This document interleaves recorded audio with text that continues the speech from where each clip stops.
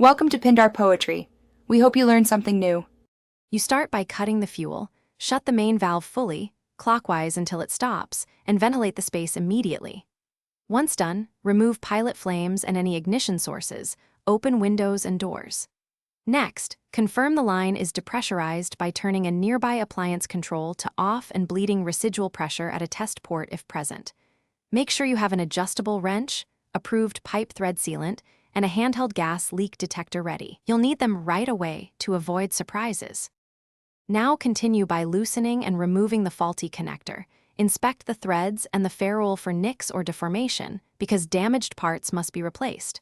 Once you have clean threads, apply an approved pipe thread sealant to the male threads. Use thread tape only where recommended, so the joint seals under pressure.